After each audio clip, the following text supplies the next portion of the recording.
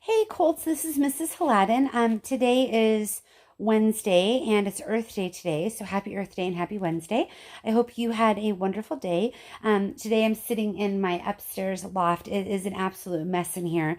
It's maybe it's like some kind of multi-purpose rooms in your house. It's part music studio, part home office, part guest bedroom, and I'm sitting in a chair that used to belong to my grandfather that I used to sit in when I was just a little girl. And behind me is a bookshelf with some of my books from when I was a little girl, and even some of my favorite adult books. And then there's like an AT-AT up there and a bunch of other random knickknacks. So, anyways, sorry it's a little messy, but hey, welcome to my world. All right, we are going to read today from The Secret Garden, and we are reading chapter 5 today. This chapter is called There Was Someone Crying There Was. And you might remember that from the last chapter, Mary and Martha were sitting in Mary's room, and she heard what she thought was a child crying, and it was coming down the hallway. And Martha was like, no, no, no, it's not, and then closed the door. And Mary thought that she was maybe hiding something. So let's see what happens in chapter 5. So here we go. There was someone crying. There was. Sorry. It's actually chapter 6. I apologize. And here's the picture that goes along with the beginning of that chapter. So I think that's probably Martha, and then that's Mary sitting by the window, but we'll find out for sure as we get into the story. Okay, chapter 6. There was someone crying. There was. The next day, the rain poured down in torrents again, and when Mary looked out her window, the moor was almost hidden by gray mist and cloud. There could be no going out today. "What do you do in your cottage when it rains like this?" she asked Martha. "Try to keep from under each other's feet, mostly," Martha answered. There does seem to be a lot of us then. Mother's a good-tempered woman, but she gets fair moithered. The biggest ones go out in the cow shed and plays there. Dickon, he don't mind the wet. He goes out just the same as if the sun was shining. Says he sees things on rainy days as don't show when it's fair weather. He once found a little fox cub half drowned in its hole, and he brought it home in the bosom of his shirt to keep it warm. Its mother had been killed nearby, and the hole was swum out, and the rest of the litter was dead. He got it home now. He found a half-drowned young crow another time, and he brought it home too, and tamed it. It's named Soup because it's so black, and it hops and flies about with him everywhere. The time had come when Mary had forgotten to resent Martha's familiar talk. She'd even begun to find it interesting and to be sorry when she stopped or went away. The stories she'd been told by her ayah when she lived in India had been quite unlike those Martha had to tell about the moorland cottage which held 14 people who lived in 4 little rooms and never had quite enough to eat. The children seemed to tumble about and amuse themselves like a litter of rough, good-natured collie puppies. Mary was most attracted by the mother and Dickon.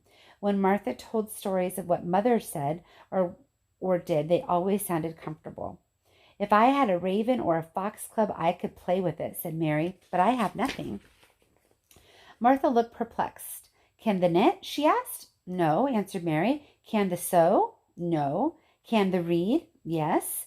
"Then why doesn't thou read something, or learn a bit of spelling? That's old enough to be learning by thy book a good bit by now." "I haven't any books," said Mary. "Those I had were left in India." "That's a pity," said Martha.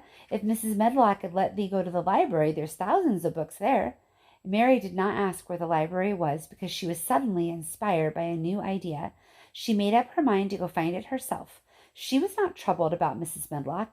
Mrs. Medlock seemed always to be in her comfortable housekeeper's sitting room downstairs.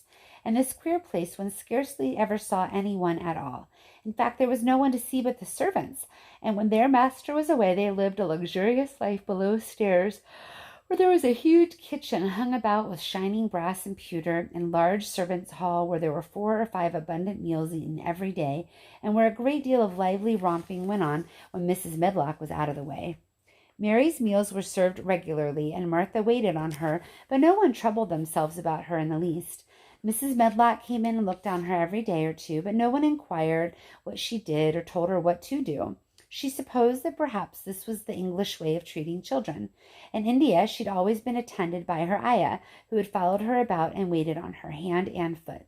She'd often been tired of her company. Now that she was followed by nobody and was learning to dress herself because Martha looked as though she thought that was silly and stupid when she wanted to have things handed to her to put on.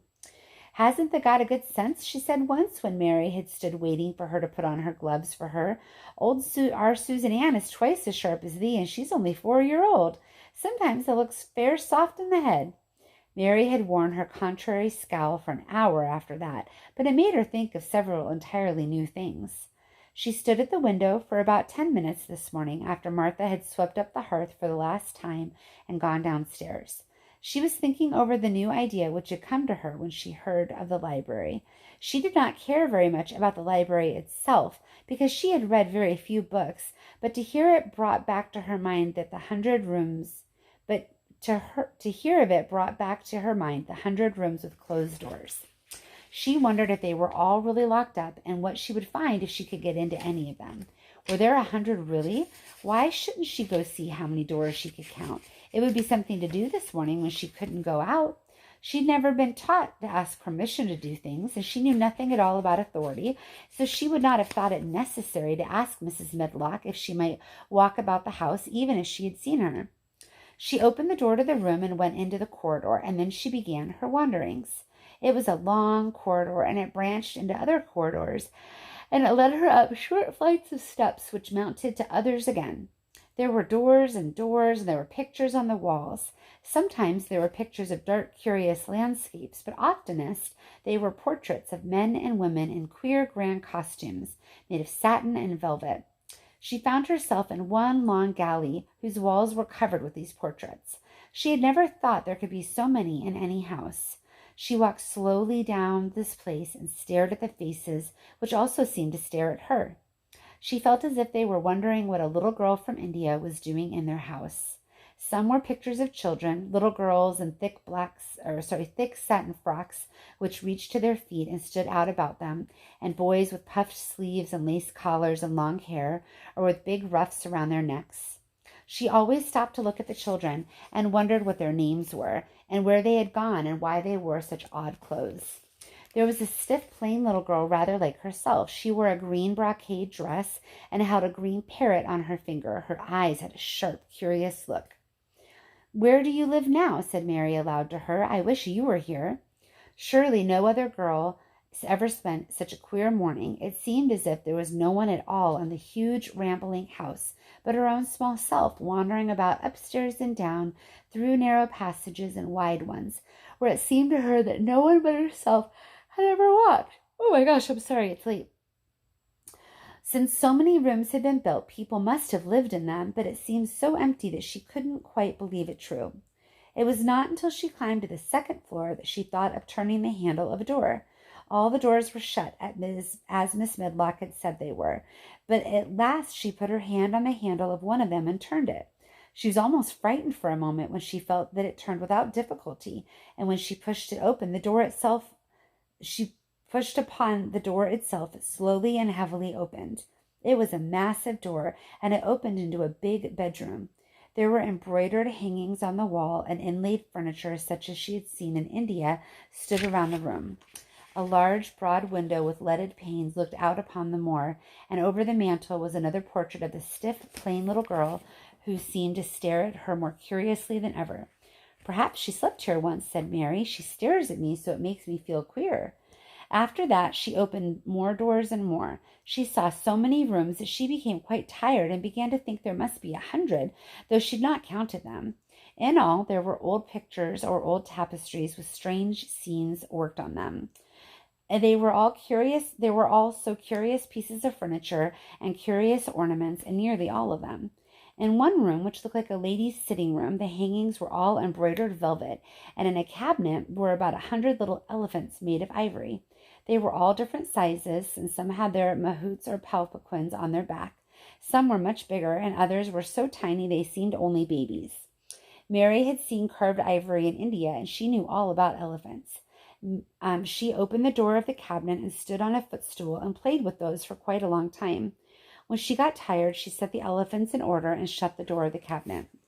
In all her wanderings through the long corridors and the empty rooms, she had seen nothing alive, but in this room she saw something. Just after she closed the cabinet door, she heard a tiny rustling sound. It made her jump and look around at the sofa by the fireplace, from which it seemed to come. In the corner of the sofa there was a cushion, and in the velvet which covered it there was a hole, and out of the hole peeped a tiny head with a pair of frightened eyes in it. Mary crept softly across the room to look.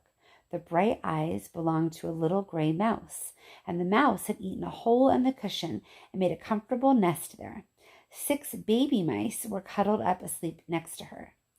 If there was no one else alive in the 100 rooms, there were 7 mice who did not look lonely at all. If they wouldn't be so frightened, I would take them back with me, said Mary. She had wandered about long enough to feel too tired to wander any farther and turned back. 2 or 3 times she lost her way by turning down the wrong corridor and was obliged to ramble up and down till she found the right one. But at last she reached her own floor again, though it was some distance from her own room, and did not know exactly where she was. I believe I've taken a wrong turning again, she said, standing still at what seemed to be the end of a short passage with a tapestry on the wall. I don't know which way to go, how still everything is. It was while she was standing here, and just after she had said this, that the stillness was broken by a sound. It was another cry, but not quite like the one she had heard last night. It was only a short one, a fretful, childish whine muffled by passing through walls. It's nearer than it was, said Mary, her heart beating rather faster, and it is crying. She put her hand accidentally upon the tapestry near her, and then sprang back, feeling quite startled. The tapestry was the covering of a door which fell open and showed her that there was another part of the corridor behind it, and Mrs. Medlock was coming up it with a bunch of keys in her hand and a very cross look on her face. "What are you doing here?" she said, and she took Mary by the arm and pulled her away. "What did I tell you?"